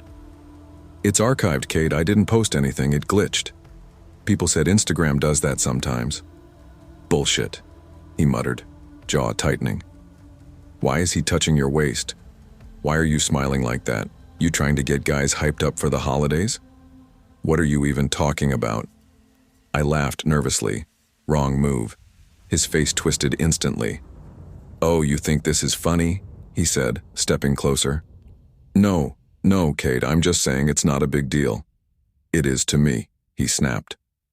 I stood up, raising both hands. "Please don't do this tonight, I'm tired. Just sit. We can talk." But his voice shot up like a crack in the ice. "Don't fucking tell me to sit." He grabbed my wrist so hard I felt the bones grind. "Cade, stop, please." He shoved me backward and I hit the wall beside the heater. The thud rattled the vent. "Why are you always lying to me?" he demanded. "I'm not lying." "You think I'm stupid enough to believe this was a glitch? Guys don't just touch girls like that unless something was going on." "It was 6 years ago," I yelled. "We were kids." "Kids," he repeated mockingly, and something snapped behind his eyes. He grabbed my throat, not hard at first, just a warning, but then he squeezed. Harder, harder. "Cade, stop, please, I can't." "Say you're sorry," he hissed. "What? For what?" "I didn't." His fingers tightened like a clamp. My vision pulsed. I clawed at his arm. "Cade, please, I can't breathe." He shoved me again, and I smacked the floor, my head connecting briefly with the baseboard. A bright flash tore across my vision. I gasped, choking. "Cade!" I screamed. "Stop!" But he was already on me again. This time, both hands wrapped around my neck, and all I could think was, this is how people die in stupid apartments in quiet towns. My last sight before everything blacked out was the flickering Christmas lights across the room, the ones he insisted we put up together. Then nothing, just a pit of black. I was on my back, no concept of time, no idea how I got from standing to the cold wooden floor. And Cade was crouched over me, taking a picture. The shutter sound was quiet, but it felt like a bullet. "You look real peaceful when you're not running your mouth," he said coldly. I don't remember him doing it. My memory cuts clean, standing, then on the floor. When I tried to sit up, my head spun like a loose wheel. "You done?" he asked. "Or you want to keep pissing me off?" "Cade, you strangled me." "You always exaggerate everything." "I blacked out." "You passed out," he corrected, shrugging. "Don't be dramatic." My hands shook. My chest felt like it was collapsing inward. The fear wasn't immediate, it was delayed, like my body needed a minute to register that I was still alive. "Cade, leave," I whispered. He laughed, not loudly, but in a way that felt like he was laughing inside my skull. "This is my place too," he said. "You think you can kick me out?" After everything I do for you? You almost killed me, I croaked. I barely touched you, he said. Quit acting. He walked into the kitchen, opened my fridge, and cracked open a beer like we'd just had a stupid little argument about dishes. I sat on the floor until my hands stopped trembling enough to grab my phone. But when I reached for it, he had already taken it and placed it in his pocket. You're not calling anyone, he said calmly. We're not dragging other people into this. That tone, soft, low, collected, scared me more than the yelling. I realized then, he didn't lose control. He let go. I didn't want to tell anyone. I didn't want to ruin his life. That's the sick part of toxic love. You're bleeding, but you're worried about staining their clothes. My parents, Sandra and Harold, noticed the marks on my neck when they came by to drop off holiday cookies. What happened to you? My mom gasped. I fell into the shelf, I lied. You think we're idiots? My dad said, stepping closer. Who did this? But I stayed quiet, because I still loved him, because I didn't want him in jail, because I didn't want the small-town gossip mill ripping through my life. It wasn't until Cade sent me the picture of me unconscious with the message, "Told you shouldn't test me," that I broke. I showed my mom. She went white. My dad grabbed his coat and wanted to drive straight to Cade's apartment. It took both me and my mother to stop him. We need the police, my mom whispered. This is not normal. This is not love. I don't want to, I said, crying. He'll hate me. He could have killed you, she choked. But I still hesitated. Love turns your brain into wet cement. Everything gets stuck. My mom finally called the police herself. Deputy Collins took photos of my neck and bruises. He looked at me for a long moment and said, "You know, most people we bring in for strangulation don't come in twice. They either leave or they die the second time." That sentence cracked something in me. They arrested Cade. He was out the same day, bonded out like nothing happened. And the moment I heard it, fear replaced guilt. Because now I knew. I would have to see him in court for the restraining order hearing. I would have to look at the man who held my life in his hands. And I didn't think I could survive that. Every night after his arrest, I woke up to phantom hands around my throat. I'd jump awake gasping, clawing at my own skin, convinced he was in the room. I slept with the lights on. I slept with the door locked, chair under the knob. I slept on the couch some nights because my bedroom felt unsafe. Even then, nightmares came. In one dream, he lifted me off the ground by my throat like I weighed nothing. In another, he whispered in my ear, calm and slow, "I'm not done with you." I woke shaking, chest burning, unable to breathe. When the day came, I sat outside the courtroom, arms wrapped around myself, rocking slightly. My mom held my hand. "You don't have to speak," she said gently. The judge read everything. "I don't want to see him," I whispered. "Mom, I can't." "You're safe," she said, but even she didn't sound convinced. When they opened the doors, I saw him. Clean-shaved, new jacket, smirking, like he was proud. I froze in place. His eyes locked on mine, and I could see it. That same cold, controlled cruelty. He mouthed something. I couldn't hear it, but I knew what he said. I've seen that expression enough. "You're gonna pay for this." I panicked. My chest seized. I grabbed my mom's arm and whispered, "I can't go in there. I can't breathe. Mom, I can't do it." The bailiff saw me spiraling and guided us back into the hallway. "You okay, sweetheart?" she asked. "No," I whispered. "Please don't make me go in there." My legs felt like they were filled with cement. The judge granted the peace order. But fear doesn't follow court dates. Fear follows memory. Some nights I swear I hear footsteps outside my door. Sometimes a car slows down a little too long near my building. Once I found a cigarette burn on my doorframe, but I don't know if it's him. Trauma makes shadows violent. I don't feel much these days. Nothing deep. Just flashes of panic, moments of numbness, nightmares that feel too real. But I do know one thing. Whatever my future holds, I can't go through another courtroom, and I never want to face him again. I survived once. I don't know if I would survive twice.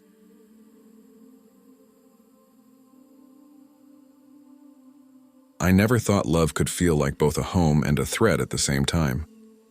If you had asked me 2 years ago what the word toxic meant, I probably would have said something simple. Bad vibes, bad communication, maybe cheating. I had no idea it could look like gentle apologies dripping over bruises. I had no idea it could sound like someone whispering, "I love you" through tears right after they slapped you. I had no idea it could feel like craving someone who scares you. And to understand how I got here, you'd have to understand where I came from. I grew up in a small, quiet town outside of Columbus, Ohio. Not the kind of place where dramatic things happened. Just a flat, ordinary neighborhood where people mowed their lawns every Sunday, and everyone had a kid on a little league team. My parents weren't abusive, but they weren't the emotional type either. My dad was a deal-with-it kind of guy, and my mom dealt with her own anxiety by pretending everything was fine. So I grew up learning how to stay quiet during arguments, how to keep the peace, how to apologize first, even if something wasn't my fault. Which is probably why I stayed with Celine longer than any sane person would have. Celine, that wasn't her real name, of course, but that's what I'll call her. Because even now, even after everything, saying her real name out loud feels like lighting a match in a dry forest. The real start. Ultra-realistic. Requested. I met her last April at a small local coffee shop near downtown. I was sitting at the back table, working on some paperwork on my laptop. It was one of those spring days where the weather couldn't decide whether to be warm or cold. People kept walking in wearing hoodies but sweating like crazy. I remember complaining to myself about how sticky the air felt. And then she walked in like she was stepping out of a magazine shoot. Not fake beautiful, just alive in a way I wasn't used to. She had jet black hair tied in a messy bun, a denim jacket with random patches sewn on, and this pair of sneakers drawn on with black Sharpie. The shoes caught my eye before she did. Little doodles everywhere. Stars, hearts, some band names. And on one shoe, messy handwriting that said, "Not crazy, just passionate." I didn't know how true that line really was. She walked straight to the counter and said, "Can I get a caramel latte?" Extra shot, actually, 2 extra shots. Life's kicking my ass today. The barista laughed awkwardly, like he wasn't sure if she was joking. When she turned around, she caught me staring at her shoes or maybe at her. I honestly don't know. She tilted her head and said, "What you staring at, stranger? You judging my shoes?" I choked on my own spit. No, the doodles are cool." She smirked. That smirk, it could disarm a whole army. "Well, thanks. I get bored easily," she said. "Sometimes my brain just starts going 100 miles per hour and I gotta do something with the energy." She walked over without asking and sat across from me like she'd always been there. "Name's Celine," she said, reaching out her hand. "You look like you need someone interesting in your life." I didn't know then that interesting could also mean dangerous. We talked for 3 hours that first day. She told me about her childhood, bouncing between relatives, never feeling grounded. She talked about being diagnosed with PTSD and intense mood swings. She talked with her hands fast and expressive. Her laugh was loud, her sarcasm sharper than broken glass on pavement. But she was soft in the moments between sentences. Soft in a way that made you want to take care of her. And I was a caretaker by nature. So, of course, we started dating. It was intense immediately. Not normal intense. I'm talking texting nonstop. Showing up at my apartment with takeout at midnight. Opening up about her fears on day 2, kind of intense. She loved me loudly, hugging me tight, kissing me like she was trying to memorize me, telling me things like, "You're the calm I never got as a kid. You make me feel safe. You're literally the only stable thing in my life." And at first it felt good.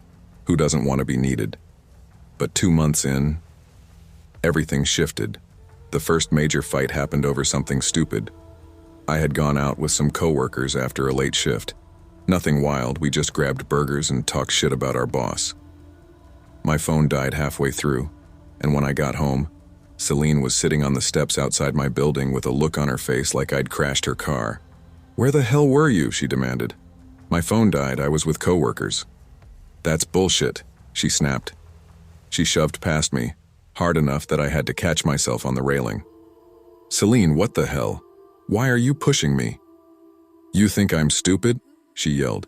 "You think I don't know when someone's lying to me?" "No one's lying to you." I said it calmly, stupidly calmly, because that's what I always did growing up. But with Celine, calm triggered her. She hated it. "Stop talking to me like I'm some crazy bitch," she snapped. "I didn't say that." "You're thinking it," she hissed. "I can see it on your face." Before I could respond, she slapped me, not hard enough to knock me off balance, but hard enough to shock the hell out of me. She froze immediately, like she hadn't meant to do it. "Oh my God," she whispered. "Oh my God, I didn't, babe, I'm so sorry." She grabbed my face gently, the same face she had just hit.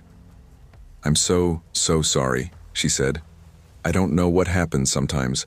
It's like my emotions take the wheel and I'm just watching. Please don't leave me, please don't ever leave me." And stupid me. I hugged her. I told myself it was a one-time thing. I told myself she was just stressed. I told myself people slip up. But somewhere deep inside, I knew this wasn't the last time she'd lose control. The fights became a pattern. If she got jealous, she shoved me. If she felt abandoned, she hit my arm. If I tried to walk away from an argument, she grabbed my shirt. After every outburst, she'd break down crying. "No one ever taught me how to calm down," she'd sob.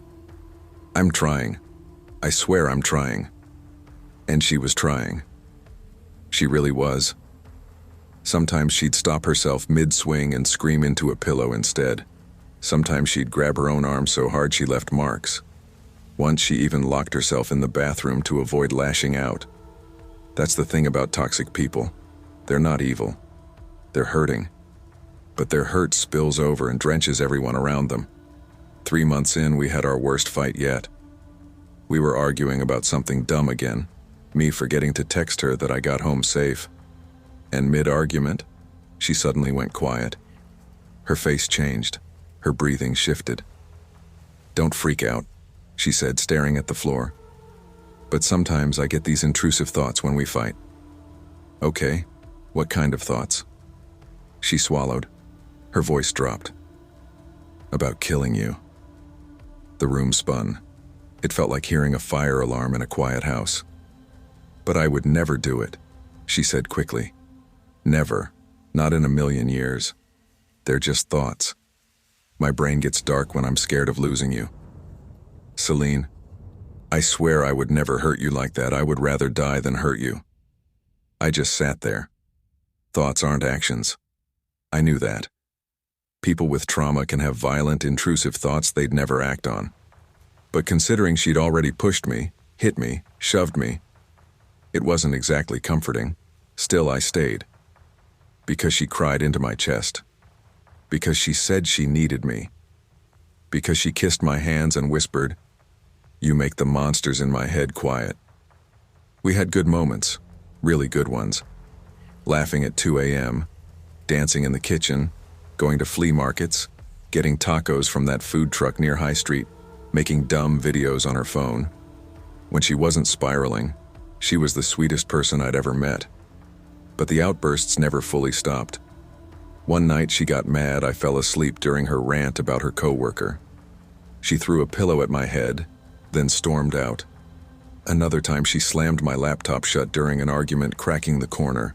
Another time she hit my shoulder so hard my arm tingled for 10 minutes, and every time she looked horrified afterward. "I'm trying," she'd say. "I swear I'm trying." And she was. But trying doesn't undo damage. Love can be real and toxic at the same time. That's something people don't understand until they live it. The breaking point wasn't dramatic. There was no knife, no screaming match, no big betrayal. It was exhaustion. One night we were sitting on my couch watching some crime documentary she loved. She was leaning against me, head on my chest, her fingers drawing circles on my arm. Out of nowhere, she said quietly, "Do you ever think I'm dangerous?" I hesitated, and that hesitation told her everything. She pulled away, her eyes filled with tears. Not angry tears this time, but the deep, wounded kind. "You're scared of me," she whispered. "No, Don't lie, please. Not tonight." She stood up, pacing the room. "I love you more than anything," she said. "But I can't be someone you flinch around. I don't want to be the reason you walk on eggshells." I didn't interrupt. For the first time, she wasn't yelling. She wasn't spiraling. She was just honest. "I need help," she whispered. "Real help. And I don't think I can get better while holding on to you like this. I keep hurting you, I keep losing control, and I hate myself for it." She wiped her eyes. "I'm not breaking up with you," she said softly. "I'm setting you free." It hurt worse than any slap she'd ever given me, but it was the right call. We talked for hours, calmly, painfully, honestly. By sunrise, it was over. She packed her things quietly. No drama. No last-minute chaos. Just two broken people who cared too much to keep destroying each other. Before she left, she kissed my cheek and whispered, "Thank you for being the first person who didn't give up on me. I'm gonna get help, I promise." And for the first time, I actually believed her. We don't talk now. Not because we hate each other, but because healing sometimes requires silence. I heard through mutual friends that she started therapy, joined a support group, and even stopped drinking during bad days. She's working on herself, for real this time. And me? I'm learning that love shouldn't hurt. Not like that. I still think about her sometimes. Her laugh, her doodled sneakers, the way she whispered apologies like prayers. I still wonder what we could have been if pain didn't bleed through her body like electricity. But some love stories aren't meant to last. Some are meant to teach. And she taught me a lot. About boundaries, about trauma, about how dangerous it is to confuse intensity with affection. Most of all, she taught me that loving someone doesn't mean fixing them. Sometimes the most loving thing you can do is walk away. I never understood how people stayed in toxic relationships until I found myself trapped in one so deep that even my own mind kept lying to me.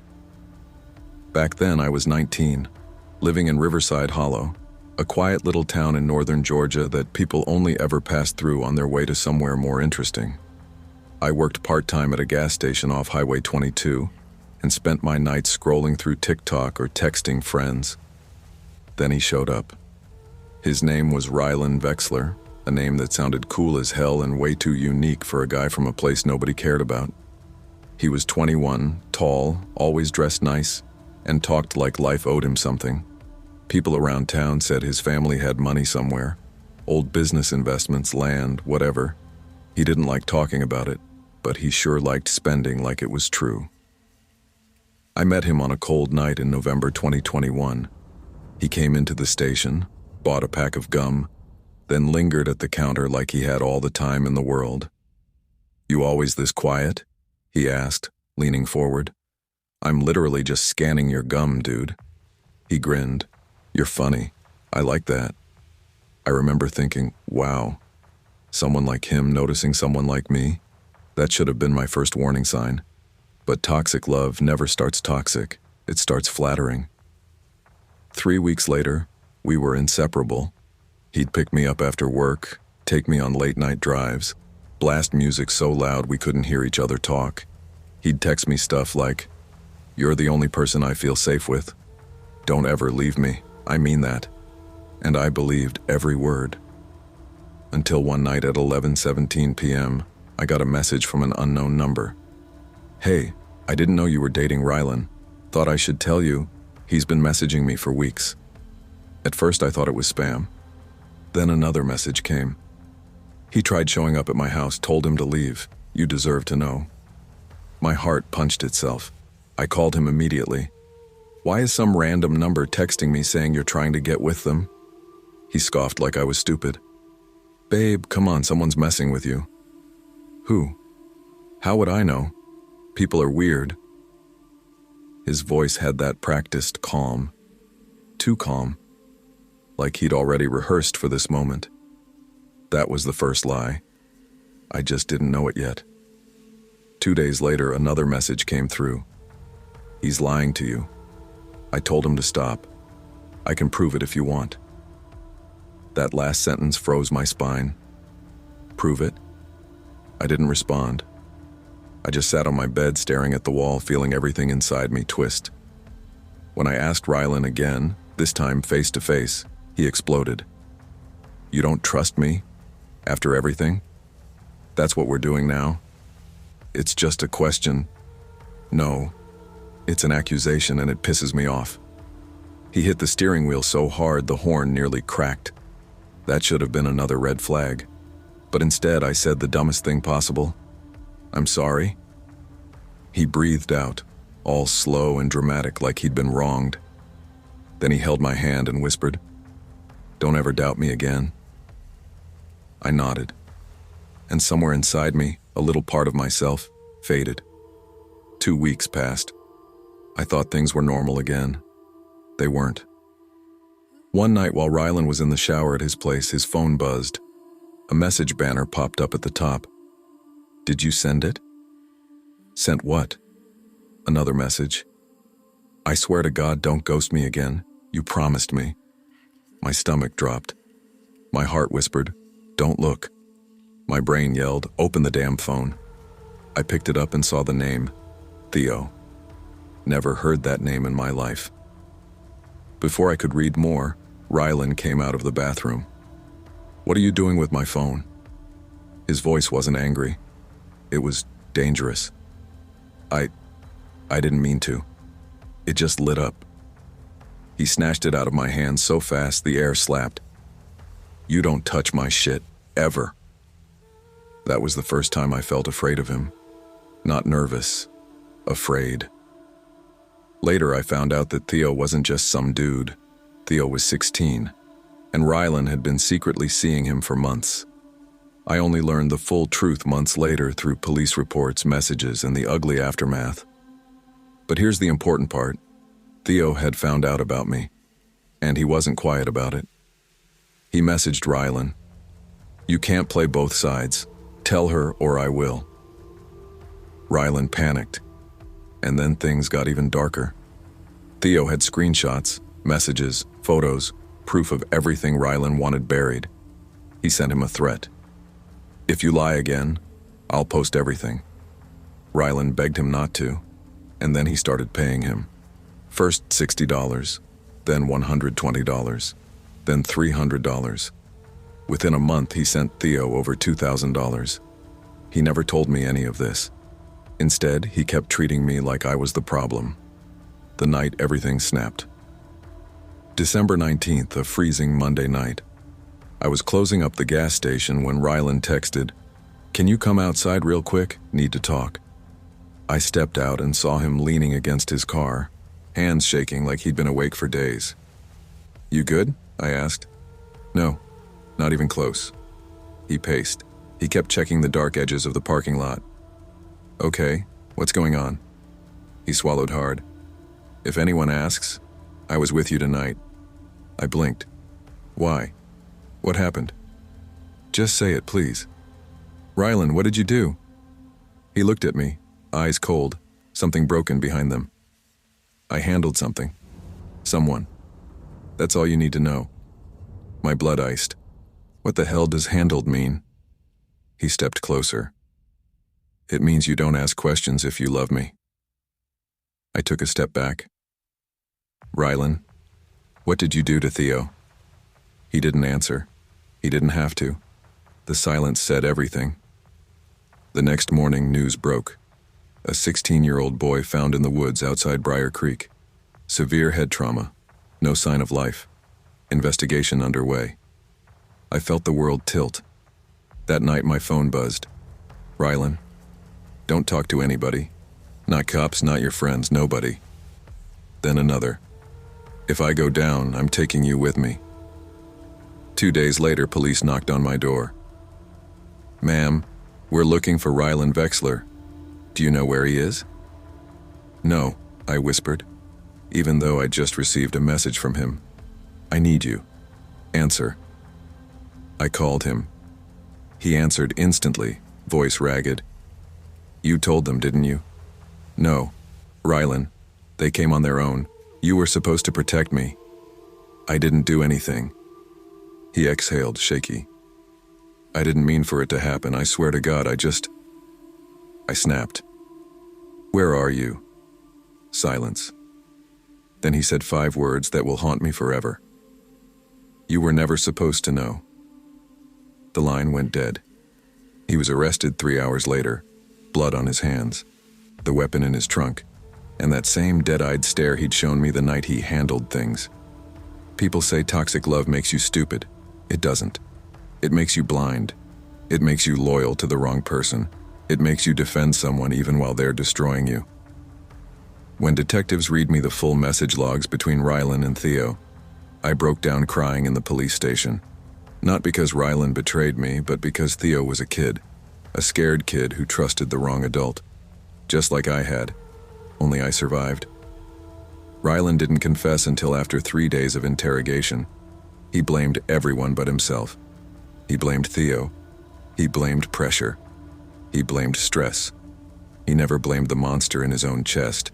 He was sentenced to life, with the possibility of parole after 30 years. I didn't attend the sentencing. I didn't want him looking at me again. Ending, the last message he ever sent me. 2 months after he was locked up, I got one final letter. From prison. One line. You were supposed to be mine forever. I burned it, and that was the first night I finally slept without checking my phone, without fearing headlights slowing outside my house, without waiting for another lie, without mistaking obsession for love.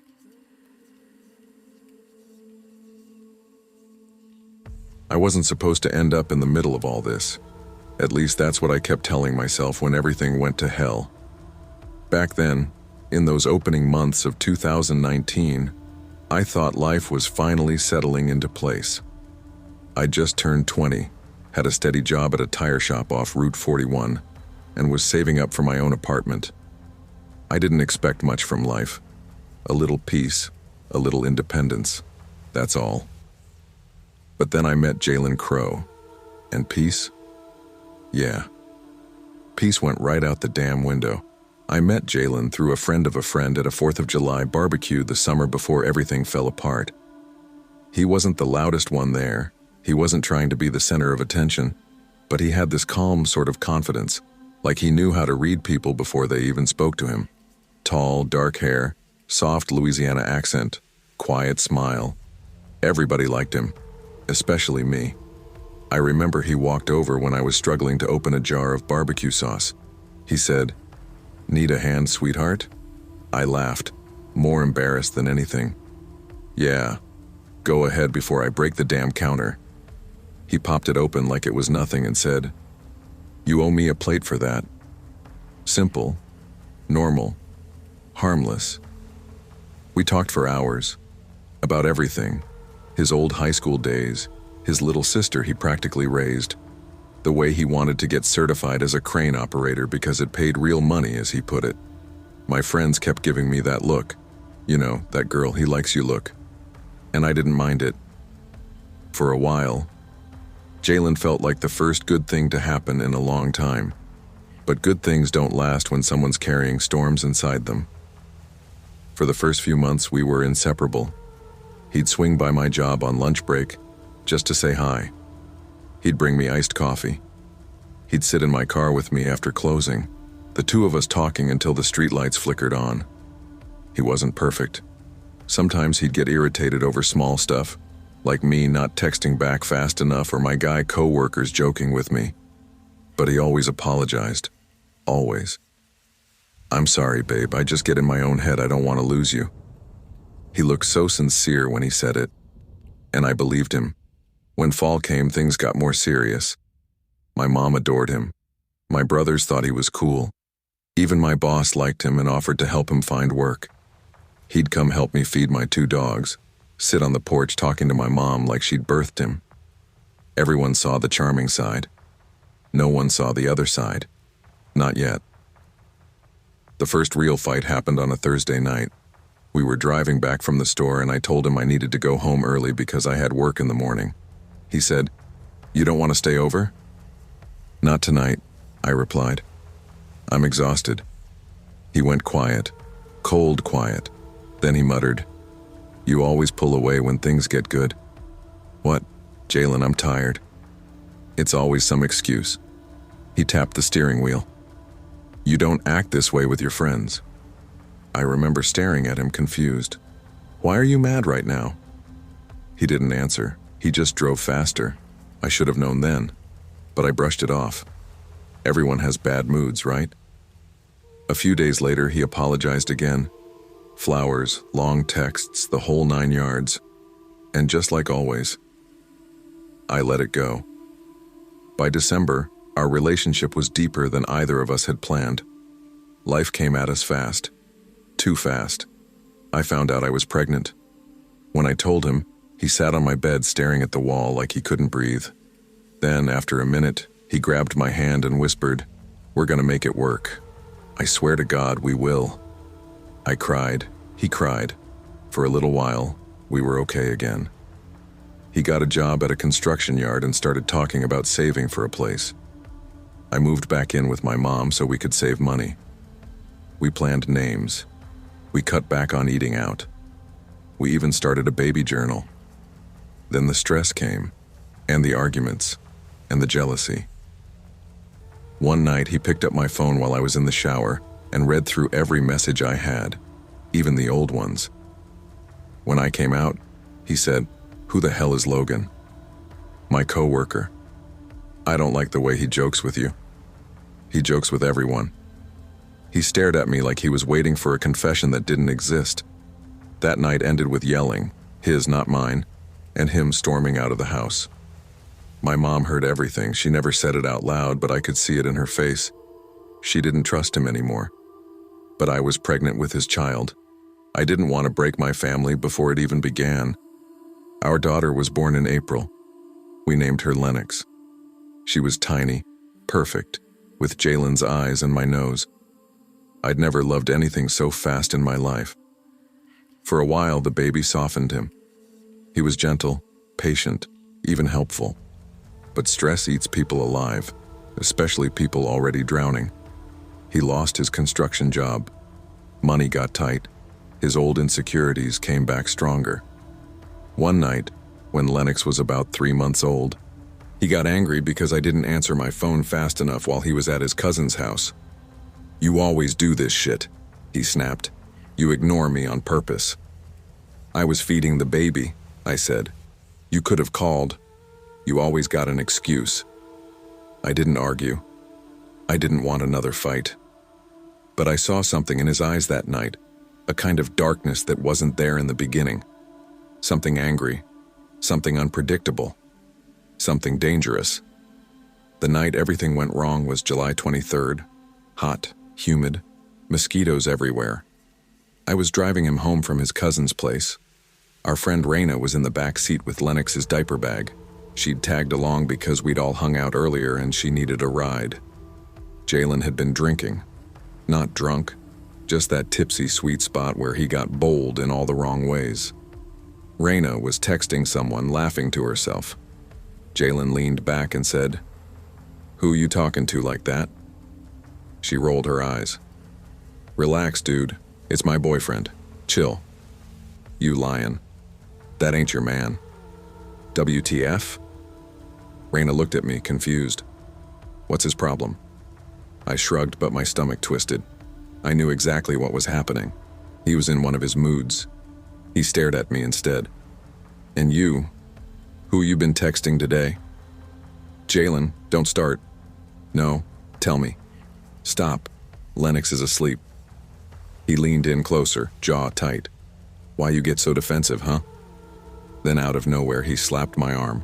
Not hard enough to leave a mark, just hard enough to warn me. Don't push me. Raina yelled, "Hey! Don't put your hands on her!" He ignored her completely. By the time we pulled up to my mom's house, things were tense enough to choke on. I got out fast. Raina followed. The front porch light flickered on. My mom opened the door. She saw my face. She saw his. She knew. "What happened?" she asked. "Nothing," I said quickly. "Bullshit," Raina said. Jalen walked up behind me. "Give me your phone." "No." "Give me your phone." "You're not taking my phone," I said, stepping back. He reached for it, but my mom blocked him. "You need to go," she told him. "Right now." He stared at her, then at me. "You gonna let her talk to me like that?" I whispered. "Just go home. We'll talk tomorrow." He clenched his jaw, muttered something under his breath, and walked out the front door. That was the last time I saw him alive. I went to my room. My mom refused to let me go after him. "Let him cool off," she said. I sat on my bed crying, feeling stupid and tired and angry. At 10:39 p.m., my phone buzzed. It was a call from his number. I answered. "Hello?" No sound, just shuffling. "Jalen, are you there?" Nothing. Then the call cut. 2 minutes later, my mom got a call from an unknown number. She answered and immediately froze. "What did you say?" she asked, voice shaking. I could hear a faint voice through the speaker, someone yelling. Then the call ended. Before we could even understand what was happening, bright red and blue lights started flashing through the living room window. A deputy banged on the door. "You the family?" he asked. My mom said yes. He swallowed hard. "There's been an incident." My stomach dropped. We followed him outside. Jalen was lying near the big oak tree beside the ditch across the road, not moving. A belt was around his neck. My knees buckled. Raina screamed. My mom grabbed my arm so hard it bruised. "What happened?" I cried.